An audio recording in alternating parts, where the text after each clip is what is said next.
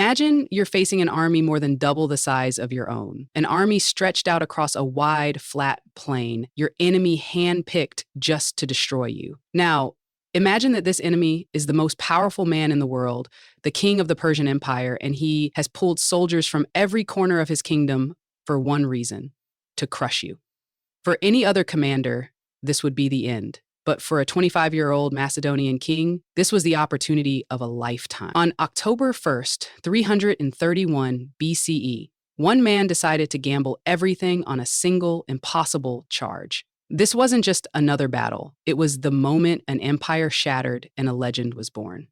This is the story of how Alexander the Great's brilliant, desperate strategy at Gaugamela didn't just win a fight, it changed the course of history. The road to the plains, too, truly grasped the sheer nerve of Gaugamela. You have to rewind 2 years to the Battle of Issus. Alexander had already faced and beaten the Persian king, Darius III. He'd even captured the king's entire family. After that humiliation, Darius offered Alexander a staggering deal: half of the Persian Empire, a fortune in ransom, and his own daughter's hand in marriage. But Alexander wasn't interested in half an empire. He wanted it all. That refusal set the stage for one final epic showdown. Darius, shamed but not broken, retreated into the heart of his empire to build an army so massive it couldn't be beaten. He called in everyone: Bactrian horsemen, Scythian archers, Indian war elephants, and his personal guard, the 10,000 immortals. And this time, he wouldn't get trapped in a narrow valley like at Issus. He chose the battlefield himself, the wide open plains of Gaugamela. He even had his men level the ground so his deadliest weapons, 200 scythed chariots, would have a perfect, clear path to tear the Macedonian army to shreds. Ancient historians give some pretty wild numbers, but modern estimates suggest Darius had somewhere between 100,000 and 250,000 men. Facing that horde was Alexander's army of just 47,000. They were tough, disciplined veterans, but they were hopelessly outnumbered. When the Macedonians came over a ridge and saw that endless sea of soldiers, even Alexander's most trusted general Parmenion felt his courage waver. He begged Alexander to attack at night, to use the darkness to even the odds. But Alexander famously shot back that he would not steal his victory. He would win in broad daylight, or not at all. The armies collide. As the sun came up, the two armies squared off. Darius put himself right in the center, shielded by his best infantry and Greek mercenaries, a tradition for Persian kings. His cavalry, his biggest advantage, stretched for miles on both sides, ready to wrap around and swallow Alexander's small force whole. Alexander's plan had to be a masterpiece just for his army to survive. He set up his men in a way nobody had ever seen. The core was his unstoppable Macedonian phalanx, a wall of infantry holding 13-foot pikes called sarissas. But the real genius was on the wings. Alexander took personal command of his elite companion cavalry on the right, his main weapon. He then did something strange. He angled his flanks back at 45 degrees, basically daring the Persians to try and surround him. And behind his main army, he hid a second line of troops ready to pivot and fight off anyone who broke through. The whole formation was designed to be flexible and to defend against the one thing he feared: encirclement. The battle didn't start with a charge. It started with one of the strangest maneuvers in military history. Alexander began marching his entire army, not forward, but sideways, moving to his right and parallel to the Persian line.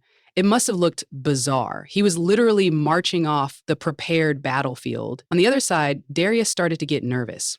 He'd leveled the ground in the center for his chariots, and Alexander was moving away from the trap. Fearing he was about to be outmaneuvered, Darius did exactly what Alexander was hoping for. He ordered his cavalry on the left wing to charge out and stop Alexander's strange sideways march. The audacious charge, that was the moment. That was what the whole battle hinged on. As thousands of Persian horsemen galloped away to the side, they opened up a gap. It was small, just a fleeting window between their cavalry and Darius's central guard. But a window was all Alexander needed. He gave the signal. In an instant, the sideways march stopped. He pivoted his companion cavalry, forming them into a sharp wedge with himself at the very tip, and charged. It was a move that was equal parts brilliant and suicidal, aimed like a spear right at the heart of the Persian army, right at Darius himself. To keep the Persian infantry from closing the gap, Alexander ordered his phalanx to march forward, fixing the center in place. Just then, Darius unleashed his scythed chariots. But Alexander was ready. He had trained his men to simply open their ranks, creating channels for the chariots to race harmlessly through. Once inside the trap, they were easily picked off by javelin throwers, but the real fight was the charge. Alexander and his companions slammed into the weakened Persian line, tearing through Darius's own royal guards. The fighting was savage and personal. Legend says Alexander's javelin missed Darius but killed his chariot driver, sparking chaos and panic. For the second time, King Darius looked up and saw Alexander the Great, carving a path of blood straight for him. And for the second time, he was seized by fear. He yanked his chariot around and fled for his life. The shattering of an empire. When a king runs, an army breaks. With their leader gone, the morale of the Persian center vanished, and they turned and ran. The massive army that had looked so invincible just an hour before started to completely disintegrate. But the battle wasn't over. On the left, Alexander's general Parmenion was in serious trouble, on the verge of being overrun by the huge Persian right wing. A messenger raced to Alexander with desperate news. The left flank was collapsing. Right there, Alexander faced a brutal choice: chase down Darius and end the war for good, or turn back and save his men. He chose his men. He gave up the chase, wheeled his cavalry around, and smashed into the rear of the Persian right wing, saving Parmenion and finishing the rout. The aftermath was one of the most lopsided victories in history. The Macedonians lost maybe a few hundred men. The Persians lost tens of thousands. In the abandoned camp, Alexander's men found Darius's personal chariot, his bow, and a staggering amount of treasure. It's this kind of brilliant, almost insane strategic thinking that is so fascinating to study. If you love stories about the moments that shaped our world, you know what to do. Make sure to like this video and subscribe to the channel for more tales of legendary strategy and conquest. Conclusion: the Battle of Gaugamela wasn't just a victory, it was the death of the Persian Empire. Darius never raised another army and was murdered by one of his own governors not long after. Alexander marched unopposed into the legendary cities of Babylon, Susa, and Persepolis, claiming their riches and declaring himself the new king of Asia. That victory did more than just shift an empire from one man to another. It slammed the door on one era and threw open the gates to the next. It unleashed a wave of Greek culture, language, and ideas across the East, kicking off the Hellenistic age, a fusion of civilizations that would shape the world for centuries.